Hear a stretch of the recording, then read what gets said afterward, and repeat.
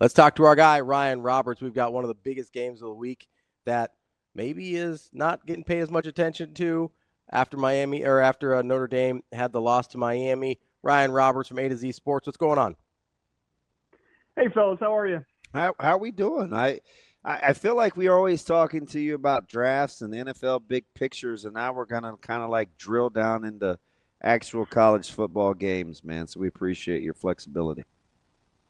No, no doubt, no doubt. It's, I mean, like you said, it's a little bit of a, from a Notre Dame side of things, it's a little bit of a strange week so far. I mean, you obviously had the letdown in Miami. You didn't play an overly good game, but you still managed to keep it close in the end. You lose that game, and then you go right into a early season bye week. So like for the last week or so, Notre Dame fans have just been kind of laying low in the grass a little bit, like still remaining hopeful because you're still a top 10 team ranked. But, I think some Notre Dame fans are a little bit, I guess the word is anxious kind of coming out of this bye week to see what they could look like at Texas A&M, because you typically, for the last couple of years anyway, Coach Freeman's teams have been very prepared after tough losses. You kind of see them kind of rebound pretty well, but then there also have been some mixed results at home openers the last couple of weeks too. So a couple of years, I should say. So very interested to see what they look like this week. But yeah, it's been a little bit of a mixed bag the last week from Notre Dame fans. All right. So of kind of a couple of narratives I felt like immediately were coming out of this game against Miami. Number one, we may have found something with CJ Carr. I don't know if I exactly felt that, but I do know that that's a thing, right? I think we have something in Carr. The other thing was, well, why didn't they run the ball more? Okay, so of those two things, which one are we more apt to see bear fruit against A&M? It's a good question. I mean, I think that I think it was an interesting just kind of parallel between the two in the first game, because I do think the lack of being authoritative in the run game, I think, was a little bit based upon you were trying to get, ideally, some easy looks for CJ Carr in the passing game. So what they were doing was there was a heavy emphasis on the RPO game and early in that game. And I think that CJ pulled a couple times when he shouldn't have pulled, to be honest, right? Like he threw that interception, obviously, off the tip ball. Apparently, and they talked about it in the presser this week from Coach Freeman, there's probably going to be a little bit more of an emphasis of like, hey, CJ, this is an RPO look, but like, we really would rather you give here. You know what I mean? That's something you can't sprinkle in, right? We run that a ton. You can't sprinkle in RPOs. You have to rep the heck out of those reads.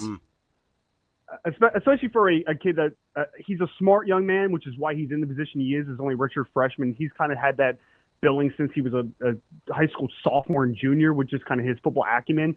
But he's a first-year starter. He's a first-game starter, right? So, like, things are going to be moving fast, and I honestly did not like the game plan there. Like, I like the RPO game with CJ Carr in theory. I think he's going to be really good at it during the course of his career, more than likely.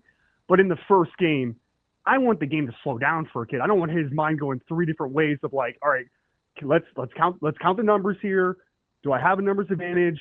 Is there anything post snap that changes my numbers advantage? Then am I going to pull late? Like, I just don't. That's too much for me, right? Like, I would have liked more of maybe heavily relying on, let's get the run game going.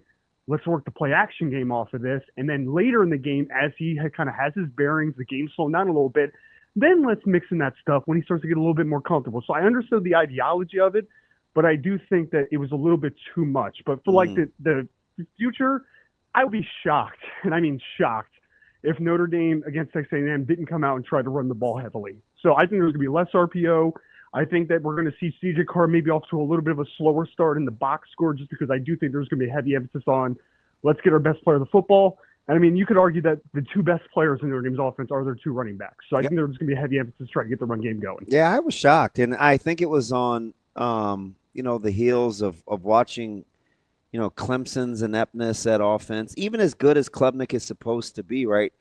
They let LSU just play without worrying about the run. We let Miami just rush the passer without really fear of the run game. It's just, I thought, I don't know. I guess I like CJ Carr's emergence, but man, I sure would like to have seen them commit to the run more, especially downhill.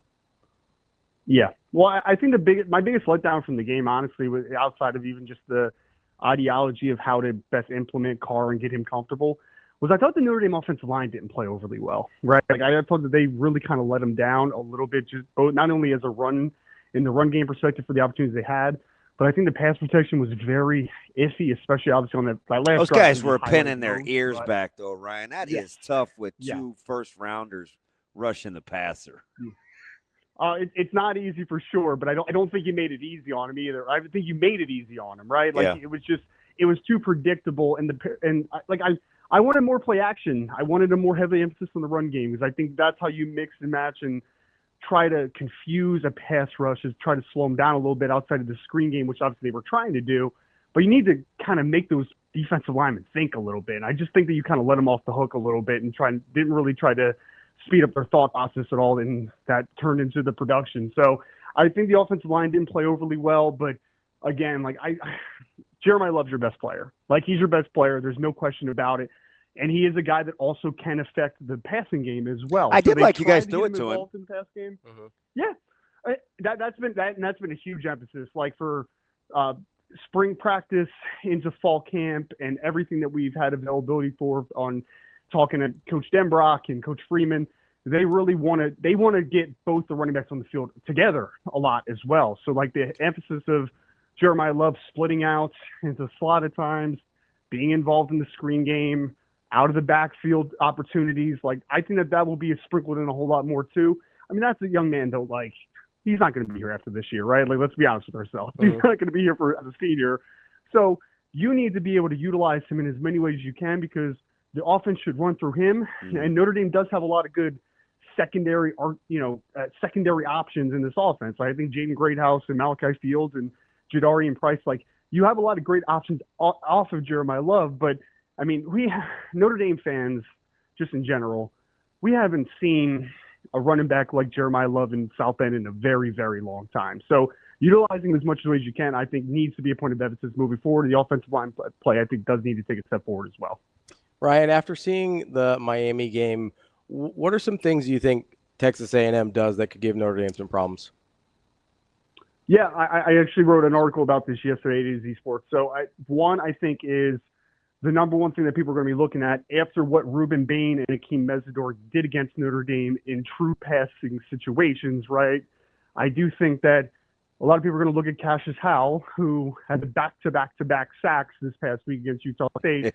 But, I mean, people have been buzzing about that kid all off season. Like, I talked to a scout that was through Texas A&M who said that kid – that staff thinks that kid could be the SEC Defensive Player of the Year this year. Like, they think that highly of him. And he's a much different player than what Ruben Bain is. He's not a physical power rusher. He's much more of the finesse. Yeah, he is a outside bend. Louisiana Bayou kind of guy. Like, who is the blur? Yeah. Yeah. He's got incredible bend. He does. And that gives me a little bit of worry because I mean, again, we're talking about kids that are 20 to 22 years old, right? And we're talking about Anthony Knapp and Emil Wagner at offensive tackle. So the whole week they're thinking, man, we just got bullied, right? Like we just got speed to powered collapse pocket. So that's in their mind, back of their mind. And I'm hoping that isn't too much in the back of their mind because if they're expecting Cassius Howell to be that type of player, he's not that type of player. He's trying to hit that outside shoulder.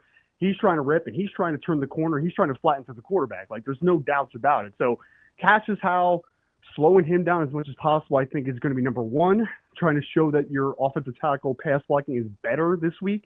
And then I think on the offensive side of the ball for Texas A&M, it's about stopping the two transfer wide receivers they have. So they got Kevin Concepcion from NC State, who's made his living in the slot. He's a very good route runner, shifty in space, good after the catch.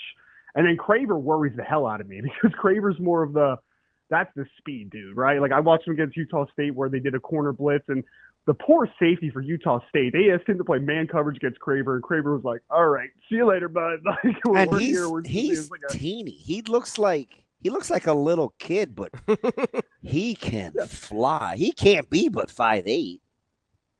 Well, I was going to say the same scout that I was talking about earlier that went to Texas A&M, he was like, dude, Craver might be 5'8".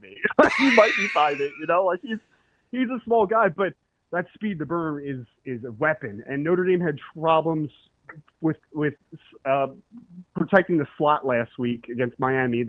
Obviously, The freshman Malachi Tony had a field day against Notre Dame coming out of the slot. So the nickel against Concepcion worries me.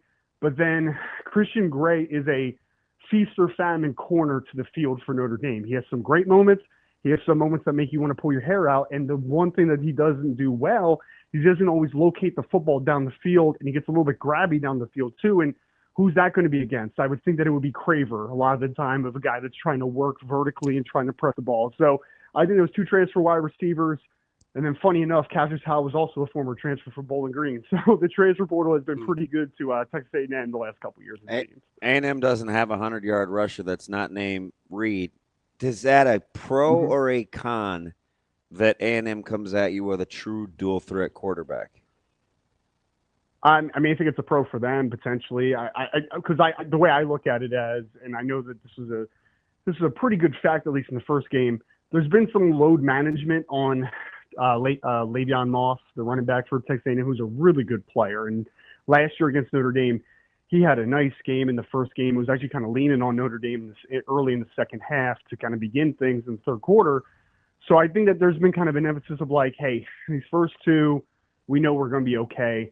Let's save your legs when we get into the important meat of the schedule, Notre Dame, and then into the SEC schedule, right? So I'm worried about Le'Veon Moss to a degree. I think he's a very strong physical downhill runner with explosiveness.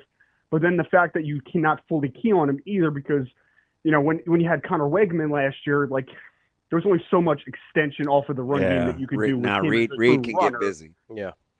Yeah. I mean, so you're going to probably see some zone read. You're probably going to see some power read. Like you're going to see different just emphasis and different types of run game scheme in this one, which will be a challenge, obviously, right? So the linebackers from Notre Dame were up and down against Miami. There were some good, some not so great. So you're really going to have to go with your eyes and good with your, you know, just gap integrity and being able to just have that understanding of trusting the guy around you. Like I think that's going to be very important because I imagine that the Reed game is going to be implemented a ton with Reed, especially since it sounds like he's good to go and there's no, no worries about his health after he kind of left Utah State early this past week. I want to ask you something off the grid, and if you haven't. Is it delve, dive? One of those, I don't know, adverbial forms of taking a deep dive. On the national scale for the draft, you all in or all out on Proctor at Bama as an NFL left tackle? Oh, as a left tackle, I'm all the way out right now. We'll see what it looks like the rest of the year, but he's just. You didn't even have to think about that. Isn't it amazing how that shifted in a hurry? He is a player that the best parts of him are also the worst parts of him. And what I mean by that is people are going to marvel over the size, right? Like he's 6'8", he's 375 pounds, probably somewhere in that ballpark. And when he gets his hands on you, it's over. You know, like he's got incredibly strong hands and he's physical as hell. So like when he gets inside of you, it's the rep's done. But the problem is that at left tackle, you are going to be pressing the space so much. And we see every single week the Myles Garretts and the TJ Watts and all these just absolute freak show athletes that can win not only on the outside shoulder, but can also cross space and beat you on the inside as well. And Proctor's size is a limitation in his ability to redirect in space and redirect in one-on-one situations. And I think that is going to be a problem for him. I think it's going to be a problem for him for a guy that can win on both shoulders. If a guy can only win on one, he's good. But right now with guys that have options and have counters, I really think that his lack of ability to redirect is a hindrance to him right now. Real quick, is the first pick in the draft for you right now an offensive or defensive player? It's such a fascinating question because obviously your mind always goes to quarterbacks, and it probably will end up being depending on who picks number one, but it's a better defensive class for sure right this second than offensive. I don't think it's overly close, right? Like you have, obviously it's a great safety class. It's a very good corner class early, it appears, at least at the top. You have a defensive line group led by like Peter Woods and those guys that are very good as well. So it probably should be a defender in the vacuum, but as we know, like the vacuum doesn't always work out. So and it'll probably be the Saints at this pace, and they need a quarterback. So you're probably right. Exactly. Yeah. So then the question comes like, what quarterback do you want, right? Like, Garrett Nussmeier, not the obvious, relationship there, or do you want a Lenore Sellers out of South Carolina, or where do you want to go? There's going to be some options on the board. So if I pressed, I would probably say it'd be on the offensive side of the football. But I do think if you're asking me what it should be, the defense does seem like the much better class as of today.